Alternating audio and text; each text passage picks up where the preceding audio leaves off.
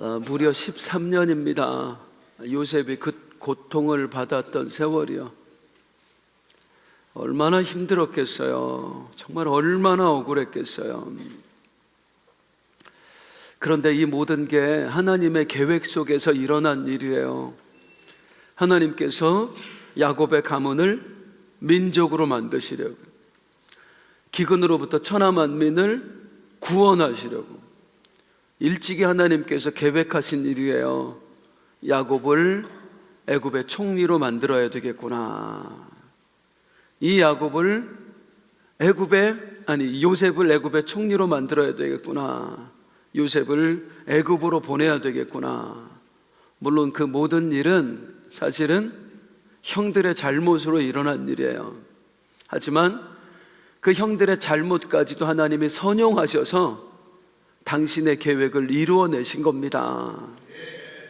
하지만 고통 속에 있을 때는 요셉의 눈에 그게 안 보인 거예요. 하나님이 나를 애굽의 총리로 만드시려고 이 애굽에 보내셨구나. 무슨 그런 생각이 있어요. 무슨 종살이 하면서 내가 총리 되겠구나, 옥살이 하면서 총리 되겠구나, 그 생각을 어떻게 하겠어요. 그 고난 속에 있을 때는 도대체 하나님이 왜 나에게 이런 일을 허락하셨는가, 내가 왜 이런 고통을 당해야 되는가 알 수가 없었어요. 우리가 고난당할 때 주변의 분들이 가끔 우리를 찾아와서 하는 말이 뭐예요? 힘내, 하나님의 뜻이 있을 거야, 하나님의 계획이 있을 거야. 그러면 아멘이 나와야 하면 그 입을 찢어버리고 싶어요. 너나 고난 당해봐라. 무슨 하나님의 뜻, 나는 지금 힘들어 죽겠다. 막연하게 그래 하나님의 뜻이 있을 거야 라는 생각이 있기도 하지만 그 생각이 나를 사로잡는 건 아니에요. 고난에 힘겨운 거예요. 어느 집사님이 고난당하고 있었어요. 한 권사님이 목장 예배를 통해 말씀하신 거예요. 집사님 힘내, 이 고난에 하나님의 뜻이 있을 거야, 하나님의 계획이 있을 거야. 알았어요 권사님, 내가 믿음으로 한번 이겨볼게요. 얼마 지나지 않아서 이 권사님에게 연속으로 일이 찾아왔어요. 아니 자동차 사고가 난 거예요. 죽다가 살았어요. 그리고 병원에서 퇴원했더니 이번에는 아들이 회사에서 잘렸대요. 이 집사님이 권사님에게 얘기했어요. 권사님, 하나님의 뜻이 있을 거예요. 그런 소리 하지 마. 나 지금 그런 소리 들을 기분이 아니야. 참 이상하지요. 남의 고난에는 하나님의 뜻이 있는 게 보이는데요, 내 고난에는 하나님 뜻이 안 보여. 마치 우리가 장님이 된 것 같단 말이에요. 어쩔 수 없어요. 진짜 그 힘든 삶 속에 들어가 있는 사람은 이 힘겨움만 보일 수밖에 없어요. 요셉도 마찬가지였습니다. 그 고난 속에 있을 때는 하나님의 계획이 전혀 보이지 않았습니다. 그런데 언제 보이는 거예요? 하나님의 계획이 고난을 통과하고 나서 총리가 되니 그제서야 보여지는 겁니다. 이 모진 시련을 겪고 드디어 요셉이 총리가 되었습니다. 하나님의 은혜로요, 죽을 줄 알았더니 살려두셨어요. 총리가 되었어요. 결혼도 했습니다. 아들도 둘이나 낳았대요.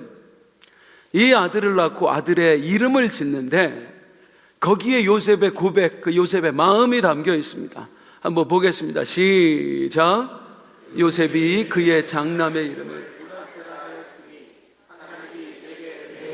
고난과 내 아버지의 온 집 일을 잊어버리게 하셨다 하며 차남의 이름을 에브라임이라 하였으니 하나님이 나를 내가 수고한 땅에서 번성하게 하셨다 하였더라. 첫째 아들을 낳고 이름을 므낫세라고 했대요. 므낫세의 뜻이 뭐예요? 잊어버림. 내가 드디어 잊어버렸다. 하나님이 잊어버리게 하셨다. 둘째를 낳고 에브라임의 뜻은 뭐예요? 번성케 하셨다. 하나님이 나에게 이런 복을 주셨다. 그런데 므낫세, 잊어버리게 하셨다. 무슨 뜻이에요? 지금까지 못 잊었다는 거예요. 뭘 못 잊어요? 내 아버지, 내 모든 고난과 내 아버지의 온 집을 지금까지 잊어버릴 수가 없었다는 거야. 온종일 일하고 밤에 잠자리에 누우면 그때 그 형들이 했던 행동이 잊혀지질 않는 거예요. 나를 죽이려고 했던 게 잊혀지질 않는 거예요. 나를 팔아먹었던 그 행동이 잊혀지질 않는 거예요. 그 눈빛이 지금도 생각이 나. 10년이 지났는데도 그때 했던 그들의 말이 죽여버리자, 저 새끼 그냥 죽여버리자, 이 말이 내 귓가를 지금도 맴돌아. 매일 뒤척이고 매일 뒤척이고 억울하고 분하고 견딜 수가 없어.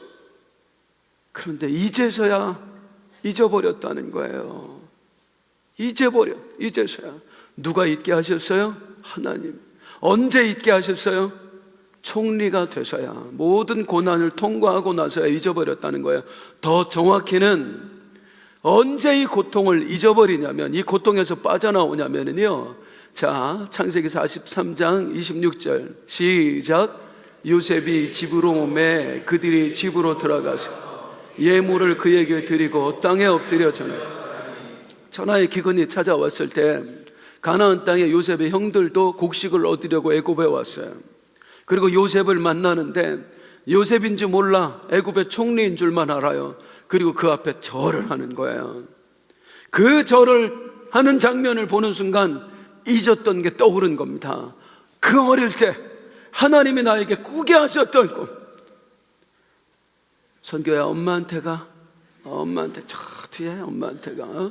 잊어버렸던 그 꿈이 생각이 나는 거예요. 형들의 곡식단이 내 곡식단에 절하는 꿈. 그게 쫙 오버랩이 되면서 그제서야 모든 퍼즐이 맞춰지는 겁니다. 하나님이 하셨구나. 모든 게 하나님의 역사였구나. 하나님이 나에게 애굽의 총리의 사명을 맡기시고 그 계획을 세우시고 하나님께서 그동안 모든 일을 진행하셨구나. 그제서야 하나님의 손길이 보이는 거예요. 하나님의 계획이 보이는 거예요. 형들이 나에게 행한 일이 보이는 게 아니라 우리 하나님이 행하신 일이 보이는 거예요. 제가 여러 만남을 갔는데 그중에 참 귀한 만남이 있어요. 말레이시아 선교사님, 이분도 제가 미국에서 만났어요. 그 KWMF라고 전 세계에 그 각 나라마다 선교사 회장들이 있어요. 한인 회장. 그분들이 다 모여서 선교사 대회를 하는데 말레이시아 그 선교사 회장을 제가 만났어요. 이분의 이야기를 듣는데 참 기가 막히더라고요. 어느 날 두 내외가 하나님께 기도하는데 하나님이 둘 다 감동을 주신 거예요. 너희들 일본으로 선교사라. 일본 선교사가 되라. 그 일본 선교사의 감동을 받고 열심히 일본으로 가서 준비를 해요. 일본어 준비하고 열심히 준비했어요. 드디어 파송받아서 일본으로 간 거예요. 웬걸, 일본에 몇 년을 있는 동안 단 한 명도 전도를 못한 거야. 열매가 하나도 없는 거야. 아니, 몇 년 동안 한 명도 열매를 못 맺으니 교회에서 가만히 있겠습니까? 그냥 들어와라. 그래서 포기하고 돌아왔어요. 실패자. 부끄러워서 견딜 수가 없는 거예요. 그래서 계속된 생각에 그래도 선교사인데 또 어디로 선교를 가자 하다 한국 선교사들 안 가는 곳으로 가자. 어느 날 얘기를 들었어요. 저기 리투아니아가 한국 선교사가 거의 없다는 거예요. 그래서 또 리투아니아로 건너갔어. 어찌어찌 선교를 하는데 거기서도 몇 년 동안 열매가 하나도 없었어요. 10몇 년을 이 일본에서 리투아니아에 사역하는 동안 단 한 명도 전도를 못한 거예요. 힘든 대로만 가니까. 또 들어오라고 후원 끊겨서 또 들어와서 완전히 절망 속에 이게 뭐냐. 그러다가 들은 얘기가 말레이시아 선교가 또 힘들다고. 그래서 말레이시아로 넘어갔어요. 거기서 무슨 또 전도가 되겠어요. 거기서도 아무 열매 없이 지나는데 어느 날 한 선교사님이 오더니 혹시 부탁 좀 해도 되겠냐고. 뭐냐고.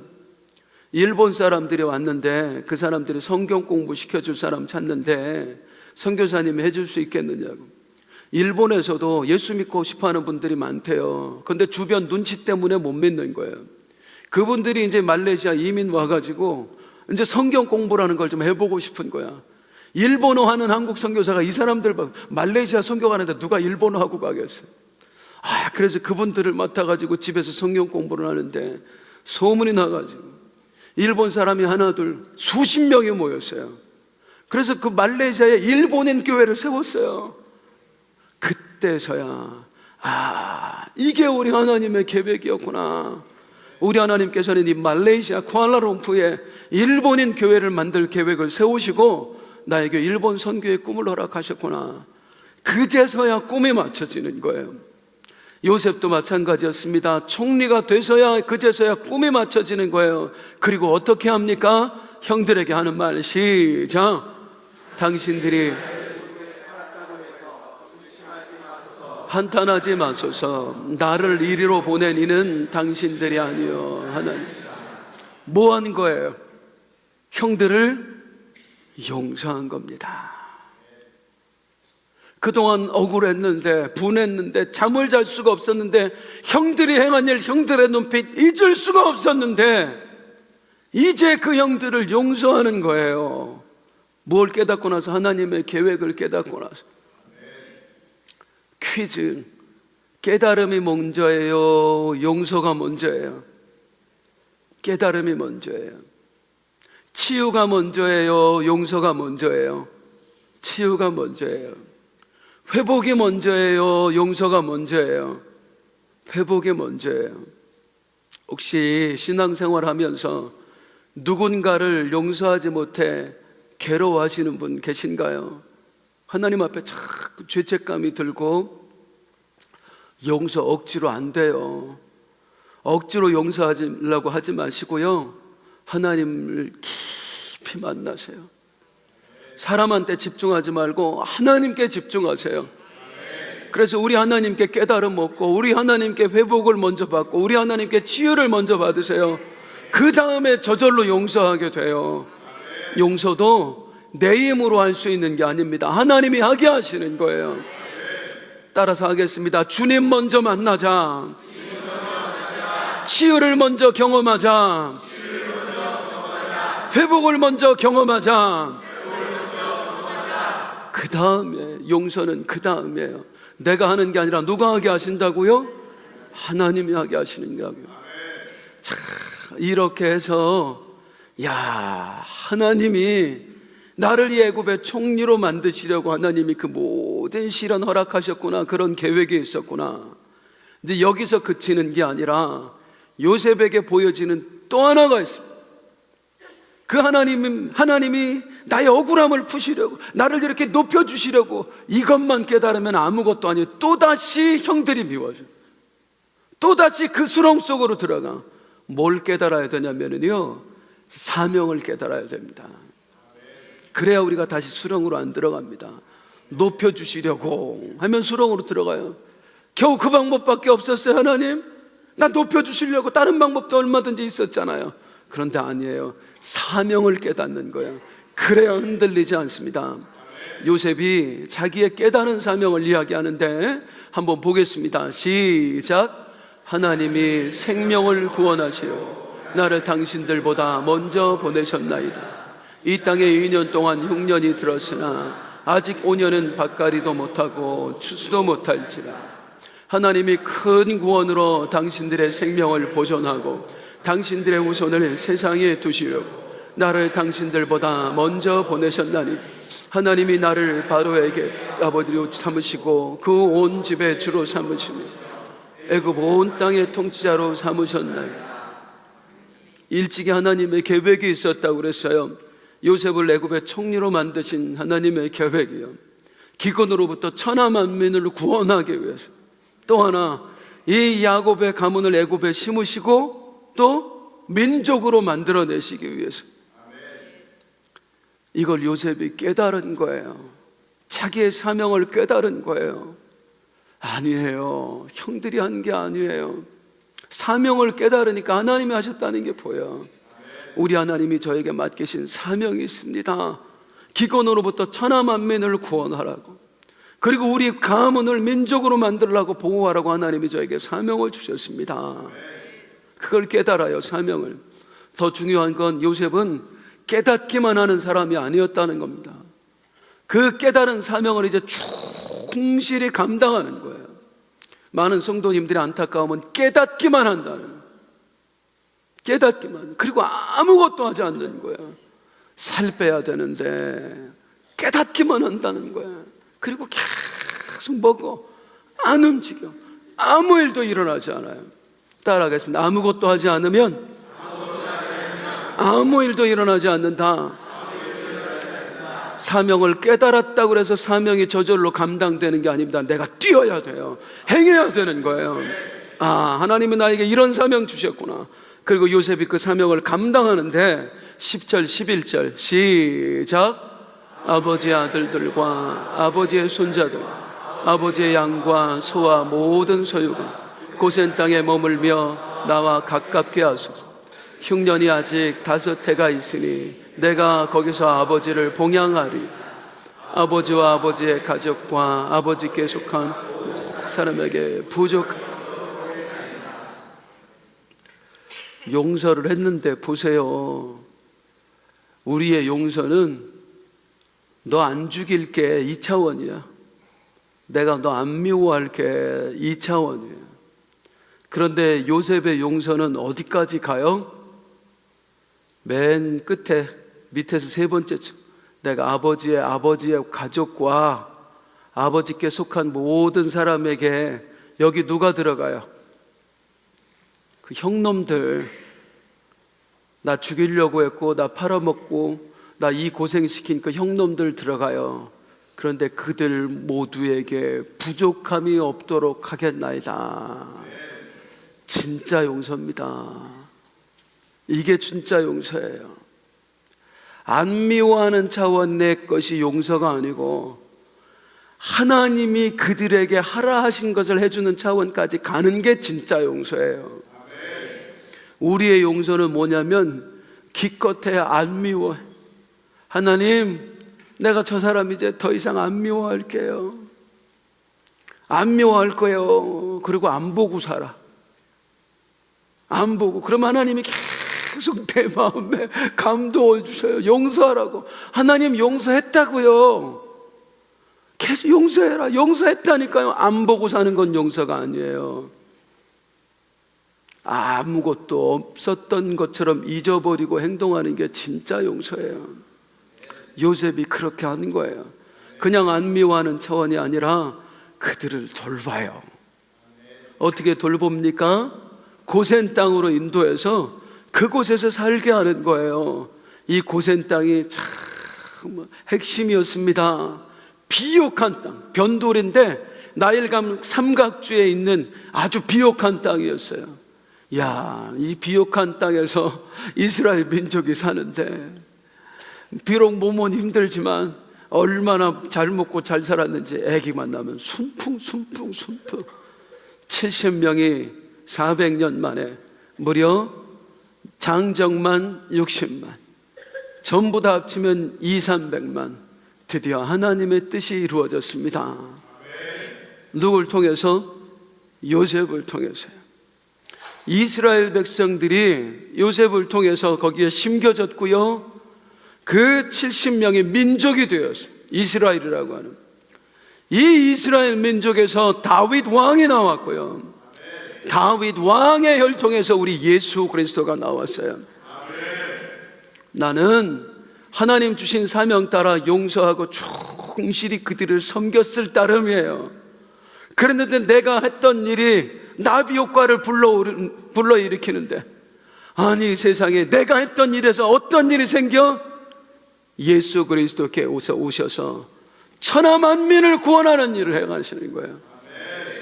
내가 한 건 요만큼인데 하나님이 그 일을 통해서 맺으신 열매는 어마어마하다. 이걸 요셉이 행한 거예요. 사명을 감당하니 하나님이 그 놀라운 일을 요셉을 통해서 행하는 거예요. 자, 자, 이것뿐만이 아니었습니다. 요셉은 또 뭐예요? 자기 가족뿐만 아니라 기근으로부터 오는 천하 만민을 구원을 해내지요. 41장 57절 시작. 각국 백성도 양식을 사려고 애굽으로 돌아 요셉에게 이르렀으니 기근이 온 세상에 천하 만민이 양식을 사려고 와요. 그들에게 양식, 비축했던 양식을 주고 다 살려. 애굽 백성도 살리고요, 우리 가족도 살리고요, 이방인도 살리고요, 노예도 살리고요, 심지어 짐승들까지. 요셉을 통해 살아난 사람이 수백만은 됩니다. 나 한 사람을 통해서 살아나는 인생이 수백만. 이 정도면 가치 있는 인생 아니냐고요. 이 정도면 그 고난 받을 가치 있는 거 아니냐고요. 네덜란드에 코리 텐붐 여사라고 있어요. 참 유명하신 분이에요. 그런데 2차 세계대전 때 그 가족이 유대인을 숨겨줬습니다. 이 일로 인해서 온 가족이 나치 수용소에 수감돼요. 아버지는 수용소 입구에서 죽고요, 그 언니하고 둘이 수용소에서 힘겹게 사는데 어느 날 언니도 죽고 말아요. 거기서 이 코리텐붐이 절규합니다. 하나님, 이게 뭡니까? 하나님, 이게 뭡니까? 우리가 무슨 그렇게 큰 잘못을 했다고 이 시련을 우리에게 허락하십니까? 이 지옥 같은 곳에 우리를 던지실 수가 있습니까? 하나님, 어찌 이러실 수가 있습니까? 어찌 이러실 수가 있습니까? 환경도 최악이었어요. 수용소 막사 그 중에 하나 던져졌는데 이 막사에 벼룩이 있는 거야. 벼룩은 안 없어지잖아요. 불을 태우기 전에는 안 없어지잖아요. 얼마나 온몸이 가려운지. 그런데 한 가지 감사한 건 이 불평, 원망 막 하나님 앞에 나오는 중에 여기는 벼룩 있다고 누가 와보질 않아. 그 독일 병사들도 그 벼룩 옮을까 봐 아무도 오질 않는 거예요, 여기에. 그래서 괴롭힘을 덜 당해요. 그 와중에 집에서 올 때 몰래 성경을 숨겨 가지고 왔는데 다른 막사는 다 성경책 뺏겼는데 자기 막사는 안 뺏겼어요. 오질 않으니까. 그래서 밤마다 이 성경책을 읽는데 그 성경책 읽는 소리 한 사람 한 사람 모여들어요. 그 사람들에게 성경책 또 읽어주고 또 읽어주고 또 읽어주고. 그렇게 몇 년이 지났을 때 2차 세계대전이 끝납니다. 기적같이 살아서 그 수용소를 나와요. 그리고 이 코리텐붐 여사가 전 유럽을 다니면서 하나님이 행하신 일을 간증하고 우리 포기하지 맙시다 이런 강연을 하고 다니는 거예요. 어느 교회에 가서 그 강연을 하고 있는데 누군가가 오더니 저 기억하세요? 여사님, 저 기억하세요? 제가 그 수용소 같은 막사에 있었습니다. 제가 사실은 죽으려고 했거든요. 그런데 그 여사님이 읽어주신 그 성경 그 말씀 붙들고 제가 살아냈습니다. 감사합니다. 감사합니다. 또 다른 곳에 갔더니 제가 절망했었어요. 정말 죽으려고 했었어요. 근데 그 여사님이 읽어준 성경 제가 그거 붙들고 살았어요. 여기 갔더니 그런 사람, 저기 갔더니 또 그런 사람이 나와요. 그제서야 코리텐붐 여사가 깨닫고 했던 말이 있습니다. 하나님이 나를 그곳에 던지신 게 아니라 나를 그곳에 심으신 거였구나. 사명을 감당하면 그제서야 하나님의 뜻이 보이는 거예요. 요셉 사명을 감당하면서 하나님의 뜻을 더 알아가는 거예요. 제가 적었는데 한번 적으셔도 좋고 따라해도 일단 따라해 보세요. 한 사람의 시련이 세상을 먹이는 창고가 되었고 한 사람의 억울함이 수백만 명의 생명줄이 되었다. 얼마나 가치 있는 인생입니까? 이 정도면 정말 가치 있는 인생. 하나님, 내 시련이 시련으로만 끝나지 않게 하여 주옵소서. 사명으로까지 이어가게 하여 주옵소서. 오늘 이 아침 그런 기도했으면 좋겠어요. 자, 조금만 더 보겠는데요, 이 요셉의 이야기를 보면 우리가 깜짝 놀라는 게 있어요. 요셉 이야기인데 여기서 예수님이 보여요. 요셉 이야기는 예수님 이야기와 꼭 닮았습니다. 기가 막힐 정도로 데칼코마니 똑같아요. 자, 어떻게 닮았는지 제가 지금부터 비교해서 보여드릴게요. 먼저 시련이 닮았는데, 요셉은요 자기 사람들에게 배신당했어요. 우리 예수님도 자기 사람들에게 배신당하셨어요. 요셉은요 은 20에 팔렸어요. 예수님은요 은 30에 팔리셨어요. 요셉은요 억울하게 죄 없이 죄수가 되었어요. 우리 예수님 억울하게 죄 없는데 십자가에 달리셨어요. 또요 우리 요셉은요 죄인 2명과 함께 옥에 갇혔지요. 그 중에 1명은 살고 1명은 죽었어요. 우리 예수님 2 강도와 함께 십자가에 달리셨어요. 그 중에 1명은 구원받고 1명은 구원에서 멀어졌어요. 이 시련의 과정이 예수님과 요셉 똑같아요. 그것만 똑같아요. 사명도 똑같아요. 한번 보세요. 요셉 30세에 총리의 직임 시작했어요. 우리 예수님 30세에 공생에 시작하셨어요. 요셉 시련을 통해 높아져서 총리의 보좌에 앉았어요. 예수님 십자가 고난을 통과하고 부활하고 높아지셔서 하나님 보좌 우편에 앉으셨어요. 요셉 자기를 판 형들을 용서했어요. 예수님 자기를 죽인 사람들 용서하셨어요. 아버지여 저들을 사하여 주옵소서. 요셉 기근으로 죽어가는 세상 사람들에게 양식을 나눠줬어요. 예수님 죄로 죽어가는 온 인류에게 생명의 양식을 나눠주셨어요. 이 예수님의 말씀이 뭐예요? 예수께서 이르시되 나는 생명의 떡이니 내게 오는 자는 결코 줄이지 아니할 터예요. 또 요셉은요 나를 이리로 보낸 이는 하나님이시라 거듭 고백했어요. 예수님께서도 거듭 아버지께서 나를 보내셨다고 말씀하셨어요. 요셉의 이야기는 예수님의 이야기하고 반박입니다. 하나님께서 제가 말씀드렸죠. 이 성경 안에 곳곳에 보물을 심어 놓으셨다고. 그래서 성경을 읽다 보면 거기서 예수님 이야기, 우리 예수님이 우리를 구원하신 이야기가 발견된다고요. 하나님께서 여기도 보물을 심어 놓으셨어요. 장차 예수께서 이 땅에 오셔서 어떤 일을 행하시고 우리를 어떻게 구원하실지 요셉의 인생에 그대로 담아 놓으신 거예요. 그러니까 하나하나가 다 하나님의 손길인 거야. 그래서 요셉의 이야기를 보면 예수님의 이야기가 보여져요. 물론 다른 점도 있어요. 비슷하지만은요. 자, 그 결정적인 차이가 뭐냐면 요셉은 육신의 양식으로 일시적인 기근을 해결했지만 예수님은 생명의 양식으로 영원한 저주를 해결하셨어요. 또 요셉은 형들의 죄를 용서하기는 했지만 그 죄를 대신 짊어지진 않았어요. 하지만 우리 예수님 우리의 죄를 용서하시되 십자가에서 친히 우리의 죄를 담당하셨어요. 보물찾기. 요셉의 이야기인데 예수님의 이야기가 보이는 이 보물찾기. 저는 이 요셉의 인생을 정리하면서 어떤 생각이 떠올랐냐면 정말 힘겹게 고난받았는데 나중에는 요셉이 보물찾기 했겠구나. 어떤 보물찾기? 총리가 되고 형들이 나에게 절을 하는 과정을 통해서 그래서 그랬구나.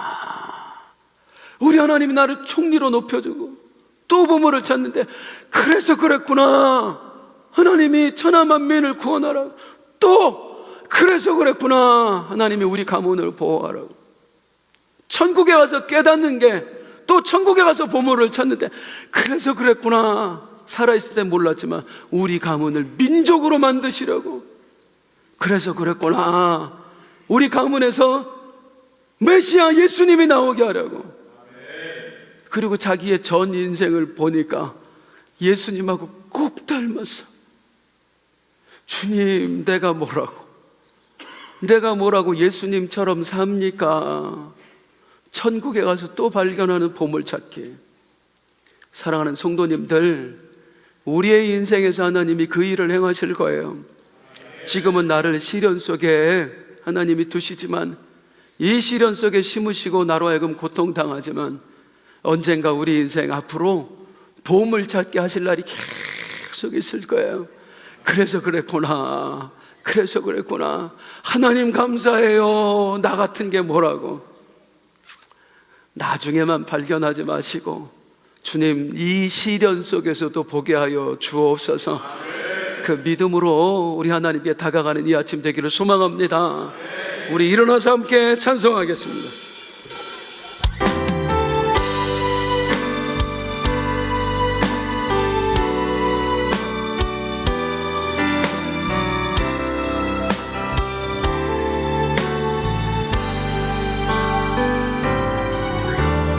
고단한 인생길 힘겨운 오늘도 예수 내 마음 아시네. 지나간 아픔도 마주할 세상도 예수 내 마음 아시네. 하루를 살아도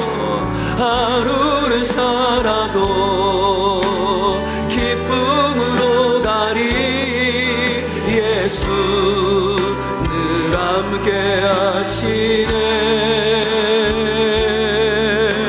후회도 염려도 온전히 맡기리. 예수 늘 함께 하시네.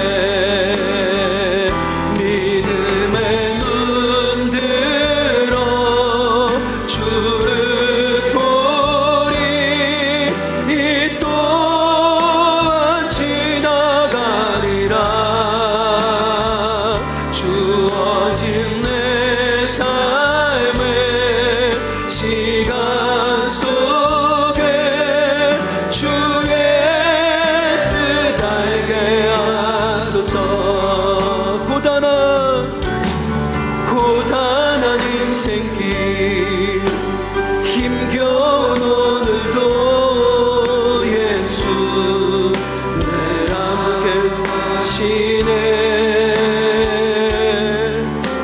지나간 아픔도 마주할 세상도 예수 내 마음 아시네. 하루를 살아도 아멘.